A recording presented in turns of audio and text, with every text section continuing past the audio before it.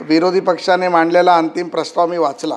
यामध्ये प्रत्येक समस्येचं चित्रण असं करण्यात आलं की जणू महाराष्ट्राची व्यवस्था पूर्णपणे कोलमडून पडली। मला वाटतं की आमच्या सन्माननीय सदस्य आमचे मित्र अनिल परब साहेबांनी सांगितलं की कधीतरी आमची स्तुती करा। मी परब साहेबांची स्तुती करणार। मी सातत्याने बोलतो, सभागृहात असेल सभागृहाच्या बाहेर असेल। परब साहेबांची 4थी टर्म आहे आणि जेवढ्या अभ्यासू वृत्तीने त्या सभागृहामध्ये पोटतिडकीने प्रश्न मांडतात, किंबहुना सभागृहामध्ये सरकारच्या विरोधात देखील ती भूमिका मांडतात, कारण ते अनेक वर्ष फक्त विरोधी पक्षातच बसले आणि विरोधी पक्षाला बसले असताना त्यांनी फक्त सभागृहामध्ये अभ्यासपूर्ण भाषणाने अभ्यासपूर्ण चांगलं केलं। ते आम्ही बोललंच पाहिजे जे तुम्ही चांगलं केलं, परंतु त्याच्यामध्ये बोलत असताना कुठेतरी टीका आणि द्वेष पण मला दिसतो। तो कदाचित परबसाहेब दिसला नाही पाहिजे एवढी माझी तुम्हाला विनंती आहे।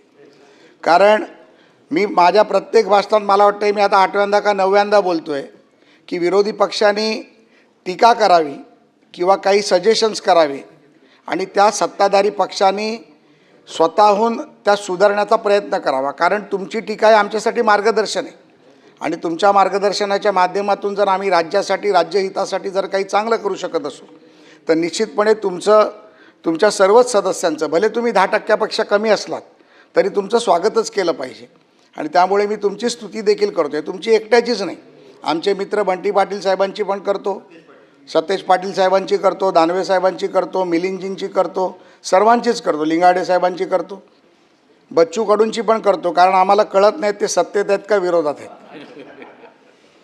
त्यामुळे सभापती महोदय, आपण गुन्हेगारी प्रवृत्तीवरती बोलायला गेलो, मग गुन्हेगारी प्रवृत्तीवर बोलत असताना आपण अनेक उदाहरणं दिली। आपण अनेक उदाहरणं देत असताना अनेक गोष्टी सांगितल्या की एवढी गुन्हेगारी वाढली, एवढे खून झाले, एवढे बलात्कार झाले, एवढं झालं। त्याचं समर्थन मी कधीच करणार नाही, परंतु निश्चितपणे मी एक गोष्ट सांगतो की समर्थन करणार जरी नसलो तरी त्याची टीका देखील करणार नाही। कारण देवाभाऊच्या सरकारमध्ये गुन्हेगारी प्रवृत्तीला आळा घालण्यासाठी जेवढे तत्पर कार्यक्रम, जेवढे तत्पर प्रोग्राम आखले जात आहेत त्याच्या बाबतीत आपण बोलू तेवढं कमी आहे। मग सायबर गुन्ह्याच्या बाबतीत असेल, वास्तवतावादी औद्योगिकरणामध्ये ज्या ज्या ठिकाणी इंडस्ट्री येत होत्या त्या ठिकाणी गावगुंडांच्या माध्यमातून उद्योग जगताला त्रास देण्याचं काम करत होतं, ते देखील खपवून जाणार नाही भूमिका माननीय राज्याच्या मुख्यमंत्र्यांनी केली।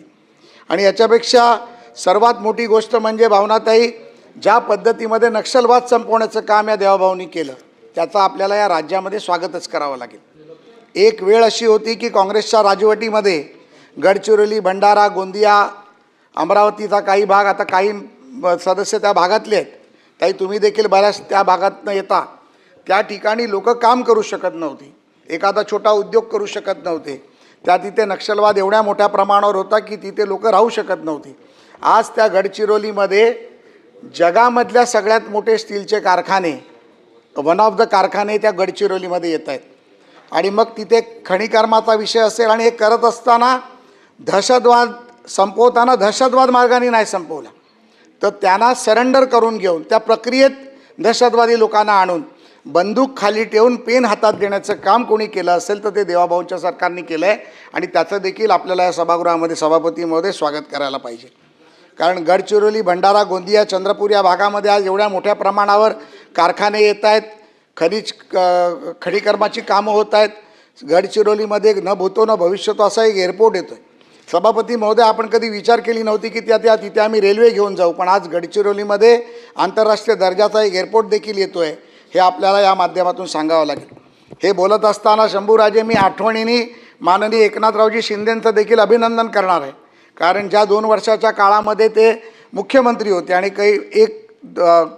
अगोदर ज्या वेळेला 14 ते 19 ते उपमुख्यमंत्री होते त्यावेळेला गडचिरोली जिल्हा पालकमंत्री म्हणून त्यांनी मागून घेतलेला जिल्हा होता आणि या गडचिरोलीमधल्या जो बदलाव झाला त्याच्यामध्ये एकनाथ शिंदेंचा देखील सिंहाचा वाटा आहे, सांगताना मला अतिशय आनंद होतो आहे।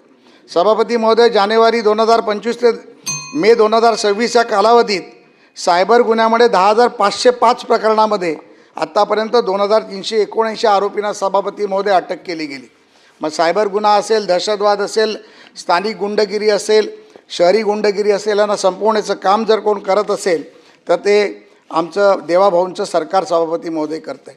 हे टीका करत असताना माननीय आमचे मित्र अनिल परब साहेबांनी सांगितलं, हार आणि टीका हे बाळासाहेबांचे विचार होते. तुम्ही बाळासाहेबांचे विचार जेव्हा सांगता, शिवसेना प्रमुखांचा सर्वांनाच आदर आहे, ते विचार सांगत असताना हार आणि टीकेचा विचार सांगता, तसा दुसरा विचार देखील तुम्ही विसरलात. आणि तो तुम्ही तुमच्या पद्धतीने विसरलात की बाळासाहेबांनी शंभूराजे देसाई सांगितलं होतं की काँग्रेसबरोबर जावं लागलं तर मी माझं शिवसेनेचं दुकान बंद करून टाकेन. आणि हे तुम्ही विसरता. शिवसेना प्रमुखांच्या फक्त त्याच गोष्टी लक्षात ठेवता ज्या तुम्हाला लक्षात ठेवायच्या आहेत. आणि मग ते सोयीचं राजकारण करत असताना आत्ताच एक अर्ध्या तासापूर्वी जो इन्सिडेंट या सभागृहामध्ये घडला की आता तुम्हाला आठवलं की तिकडे स्ट्रीपवरती फक्त उभाटा ठेवलं जातं. मग जर आम्ही असं म्हटलं झोपी गेलेला जागा झाला, सभागृहाच्या बाहेर गेला आणि आत आला आणि तेव्हा आठवला, हे एकेरीत झालं. पण तरी पण मी सभापती महोदय थोडंसं रिस्पेक्टफुली बोलतो, झोपी गेलेले जागे झाले आणि आता त्यांना आठवण आली आणि तेही शेवटच्या दिवशी सभागृह संपत असताना, उद्या संपणार आहे आणि त्या दिवशी त्यांना आठवलं.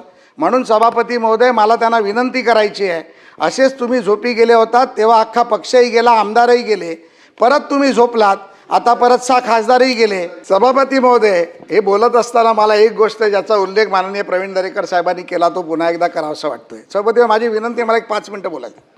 ज्या पद्धतीमध्ये मराठा समाजाचं आंदोलन चिघळलं गेलं, ज्या मराठा समाजाच्या आंदोलनामध्ये मराठा समाजाला न्याय मिळाला तो माननीय देवेंद्रजींमुळे मिळाला, माननीय एकनाथरावजींमुळे मिळाला, माननीय अजितदादांमुळे मिळाला. आणि ते आरक्षण देत असताना या सभागृहामध्ये आपण सर्वांनी एकमेकाने, सर्व विरोधी पक्षांनी देखील एकत्र जाऊन एकमेकाने आपण त्यांना मराठा समाजाचं आरक्षण दिलं. त्यानंतर कैक वर्ष 2019 ते 2022-23च्या कालावधीपर्यंत हे आरक्षण झोपलं होतं आणि पुन्हा ते आरक्षण देण्याचं काम माननीय एकनाथरावजी शिंदे साहेबांच्या माध्यमातून झालं. सभापती महोदय, मधल्या काळामध्ये आंतरवाली सराटीमध्ये मनोजदादा जरांगे पाटलांसारख्या संघर्ष योद्ध्याची देखील मी भेट घेतली आणि त्यानंतर बंटी पाटील साहेब, माझ्या लक्षात आलं की जे विषय होण्यासारखे होते, जे कैक वर्ष झाले नाहीत, ते विषय माननीय विखे पाटील साहेबांच्या आणि मुख्यमंत्र्यांच्या आणि शिंदे साहेबांच्या माध्यमातून 14 GR 1 महिन्यात काढले गेले. या माध्यमातून आत्तापर्यंत UPSC आणि MPSCच्या परीक्षांमध्ये माझे मित्र सतेज पाटील गृहराज्यमंत्री देखील राहिले. UPSC MPSCमध्ये वर्षाच्या काठी 30, 40, 50 पोरं महाराष्ट्रातून जात होती. आज या मराठा आरक्षणाच्या माध्यमातून, OBC आरक्षणाच्या माध्यमातून, सारथीच्या माध्यमातून आज जवळजवळ आपण पाहिलं तर सभापती महोदय, मागच्या वर्षभरामध्ये 950पेक्षा जास्त मुलं UPSC MPSCमध्ये केली गेली. मुख्यमंत्री विज्ञान वारीच्या माध्यमातून नासाला पाठवण्याचं जे स्वप्न महाराष्ट्रातील विद्यार्थ्यांचं बघितलं, त्या राज्याच्या मुख्यमंत्री देवेंद्र फडणवीसांनी बघितलं. सभापती महोदय, या देशामधले पहिले मुख्यमंत्री आहेत ज्यांनी हा विचार केला की महाराष्ट्रातला सर्वसामान्य विद्यार्थी तो बहुजन गटातला असला तरी तो नासामध्ये शिकायला गेला पाहिजे आणि महाराष्ट्र मुख्यमंत्री विज्ञान वारीच्या माध्यमातून त्यांनी विद्यार्थ्यांना पाठवण्याचं काम केलं. सभापती महोदय, मराठा समाजाचा विकास करत असताना शिक्षणाची, मोफत शिक्षणाची अट 8वीपासूनची होती, ती 5वीपासून करण्याला सुरुवात केली. टेक्निकल एज्युकेशन असेल, मेडिकल एज्युकेशन असेल, इंजिनिअरिंग असेल, साधं एज्युकेशन असेल, हे देखील मोफत मिळालं पाहिजे. आणि समाजातला विद्यार्थी शिकला तर टिकला आणि तो शिकला तर उद्याचा महाराष्ट्र आणि देश घडवू शकतो, या भावनेतून माननीय मुख्यमंत्र्यांनी सभापती महोदय निर्णय घेतले. परंतु हे निर्णय मला वाटतं बंटी पाटील साहेब तुमच्या काँग्रेसच्या कालावधीत कधीच पाहायला आम्हाला मिळाले नाही. राज्याचे अनेक मुख्यमंत्री काँग्रेसचे झाले, मराठा झालेत. सन्माननीय शरद पवार साहेब 3 ते 4 वेळा मुख्यमंत्री राहिले, वसंतदादा पाटील राहिले, शंकरराव चव्हाण राहिले, अनेक मुख्यमंत्री राहिल्यानंतर देखील मराठा समाजाला याचा कुठेच सभापती महोदय कधीच फायदा झाला नाही. सभापती महोदय, कन्क्लूड करण्यासाठी खूप आहे. सभापती महोदय, मला पाहिजे तर तुम्ही प्रमोद जठारांची 10 मिनिटं द्या, पण मला बोलायला द्या. प्रमोद जठार यादीतच नाही. अरे काय सभापती महोदय, तुमची 10 मिनिटं मला बोलायला द्या, पण द्या. सभापती महोदय, काय होतं की आरोप करण्यापेक्षा आत्मपरीक्षण केलं तर मला वाटतं निश्चितपणे त्याचा फायदा निश्चितपणे माझ्या विरोधी पक्षाच्या मित्रांना होईल. कारण आत्मपरीक्षण करायचं नाही, टीका करायची. आता हे मगाचं माझं बोलणं तुम्ही प्रवीण दरेकरांचा सासूरवास करून ते थांबवलं, परंतु ज्या पद्धतीमध्ये झोपी गेलेला जागा झाल्याचा जो प्रश्न उठला, उबाटाच्या बाबतीतला जो विषय झाला, अजूनही सभापती महोदय, या विधान परिषदेच्या सभागृहामध्ये 2022 साली निवडून आलेले विधान परिषदेचे आमदार हे शिवसेना आणि धनुष्यबाण चिन्हावर आहेत, हे देखील अजूनपर्यंत त्यांना माहीत नव्हतं. याचं मला दुःख आहे. त्यामुळे मला त्यांना सांगायचं आहे की तुम्हाला स्वतःलाच माहीत नाही की तुमच्या पक्षाची बांधणी कशी करायची, पक्षाची नोंदणी कशी करायची, पक्षाचे जे नियम आहेत हे इलेक्शन कमिशनच्या माध्यमातून विधिमंडळाला कशा पद्धतीत सांगायचे, आणि मग येऊन या सभागृहात तुम्ही फक्त आरोप करायचा आणि मग आरोप करून कुठेतरी मीडियामध्ये येऊन ती बातमी करायचा प्रयत्न करायचा. जसं आमचे मित्र प्रवीण दरेकरांनी सांगितलं की मग शिवसेना प्रमुखांना ते दाखवायसाठी करायचं का, हा देखील प्रश्न आमच्यासमोर येतो. त्यामुळे सभापती महोदय त्यामुळे सभापती महोदय जटार साहेबांनी दिलेली मिनिटं माघारी घेतली का? नाही नाही ना. जटार साहेब मला म्हणतात की कांबळेंची कविता म्हणून दाखव, त्यामुळे आज कांबळे नको. आज आता मला बंटी पाटलीने सांगितलं आज कांबळे नको. त्यामुळे सभापती महोदय, ज्यांना रामरक्षा वाचता येत नाही ते आता हिंदुत्व पुळका आल्यासारखं दाखवतं. आम्ही समर्थन करणार नाही, त्याला शिक्षाही मिळणारच आणि कठोर शिक्षा मिळणार, परंतु त्याच्यासाठी आपलं राजकीय दुकान पुन्हा चालू करण्यासाठी रामरक्षा वाचण्याचं काम केलं गेलं. पण प्रत्यक्षात रामरक्षा वाचायला गेल्यानंतर रामरक्षा वाचता देखील आली नाही.